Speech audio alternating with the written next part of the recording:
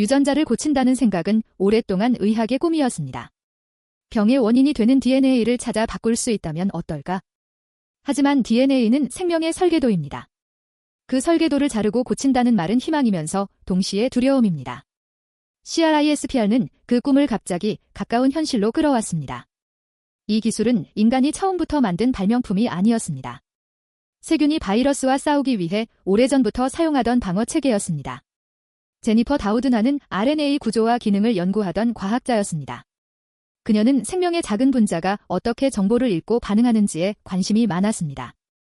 CRISPR라는 이상한 반복 서열은 처음에는 의학적 도구처럼 보이지 않았습니다. 세균 유전체 속에 반복되는 짧은 문장.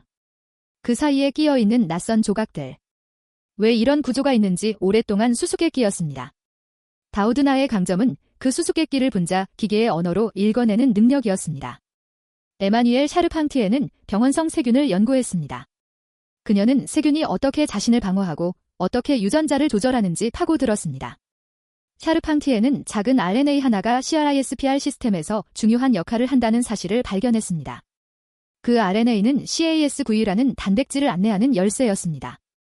두 과학자의 만남은 우연처럼 보였지만 사실은 서로 다른 전문성이 맞물린 순간이었습니다. 세균학과 RNA 생화학이 만난 것입니다.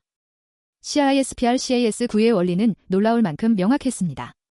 가이드 RNA가 원하는 DNA 위치를 찾아갑니다. CAS9 단백질은 그 위치의 DNA를 자릅니다. 세포는 잘린 DNA를 고치려 합니다. 바로 그 수선 과정에서 유전자를 끄거나 때로는 새로운 정보를 넣을 수 있습니다. 세균에게는 바이러스를 막는 방어 무기였지만 연구자에게는 유전자를 조작하는 정밀 도구가 되었습니다. 2012년 다우드나와 샤르팡티의 연구진은 CRISPR CAS9을 시험관 안에서 재구성해 원하는 DNA를 자를 수 있음을 보였습니다. 과학계는 즉시 반응했습니다. 기술은 빠르게 세포 실험으로 들어갔고 다양한 생물에서 작동하기 시작했습니다. 이 속도는 놀라웠습니다. 동시에 불안했습니다. 생명을 편집하는 도구가 너무 빨리 손에 들어온 것은 아닐까? 새로운 기술은 가능성을 열지만 사용법을 둘러싼 윤리도 함께 요구합니다. CRISPR가 강력한 이유는 절단 자체보다 그 뒤의 수선 과정에 있습니다. 세포는 DNA가 잘리면 급히 고치려 합니다. 그 과정에서 오류가 생기면 유전자가 꺼질 수 있습니다. 정확한 주형을 주면 특정 변이를 고칠 수도 있습니다.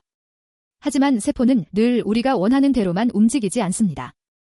원하지 않는 위치가 잘릴 수 있고 수선 결과가 예측과 다를 수 있습니다. 정밀함은 CRISPR의 약속이지만 동시에 계속 검증해야 할 과제입니다. CRISPR는 연구실을 빠르게 바꿨습니다. 질병 모델을 만들고 유전자의 기능을 확인하고 세포 치료를 설계하는 일이 훨씬 쉬워졌습니다. 예전에는 몇 달, 몇 년이 걸리던 실험이 더 짧아졌습니다. 그러나 빠른 도구는 빠른 실수를 만들 수도 있습니다. 실험 설계, 대조군, 표적 검증, 오프 타깃 분석이 더 중요해졌습니다. 유전자 가위는 날카롭기 때문에 유용합니다. 그리고 날카롭기 때문에 조심해야 합니다. 의학은 곧 치료 가능성을 바라보기 시작했습니다. 겸상적 혈구병, 베타지중해빈혈, 일부 희귀 유전질환, 면역세포를 바꾸는 암치료. CRISPR는 치료의 언어를 바꾸었습니다. 증상을 줄이는 것이 아니라 원인이 되는 유전 정보를 직접 겨냥한다는 생각입니다. 하지만 치료는 연구실 논문보다 훨씬 어렵습니다. 어느 세포를 고칠지, 어떻게 전달할지, 장기 안전성을 어떻게 볼지 해결해야 합니다. 2018년 중국의 연구자 허젠쿠이가 유전자 편집아기의 탄생을 주장하며 세계를 충격에 빠뜨렸습니다. 과학계는 강하게 비판했습니다. 의학적 필요성, 동의, 안전성, 사회적 영향이 충분히 검토되지 않았기 때문입니다. CRISPR의 이야기는 여기서 어두운 장면을 맞습니다. 기술이 가능하다는 것과 해도 된다는 것은 다릅니다. 의학은 할 수 있는 일을 늘리는 학문이지만 해서는 안 되는 일을 정하는 학문이기도 합니다. 2020년 다우드나와 샤르팡티에는 CRISPR CAS9 개발 공로로 노벨 화학상을 받았습니다. 그들의 발견은 이미 세계의 실험실과 병원 연구를 바꾸고 있었습니다. 하지만 노벨상은 끝이 아니라 질문의 시작이었습니다. 누가 이 기술에 접근할 수 있을까? 어떤 질병을 먼저 치료해야 할까? 비용은 누가 감당할까? 유전자 편집은 과학의 문제가 아니라 사회 전체의 문제가 되었습니다. 최근 CRISPR 기반 치료는 실제 임상으로 들어오고 있습니다.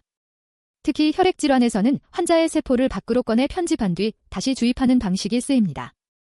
이 접근은 비교적 통제하기 쉽지만 여전히 복잡하고 비쌉니다. 몸 안에서 직접 편집하는 치료는 더 큰 가능성과 더 큰 위험을 함께 품고 있습니다. CRISPR는 마법이 아닙니다. 정밀한 도구이고 그 도구를 안전하게 쓰는 법을 배워가는 중입니다. CRISPR의 역사는 세균의 생존 전략이 인간 의학의 도구가 되는 과정입니다. 작은 미생물이 바이러스와 싸우기 위해 만든 시스템이 이제 유전질환 치료의 길을 열고 있습니다. 하지만 이 이야기는 승리로만 끝나지 않습니다. 강력한 기술일수록 더 깊은 책임이 필요합니다. 우리는 DNA를 자를 수 있게 되었습니다. 이제 남은 질문은 더 어렵습니다. 무엇을 고칠 것인가? 누구를 위해 고칠 것인가? 그리고 어디에서 멈출 것인가?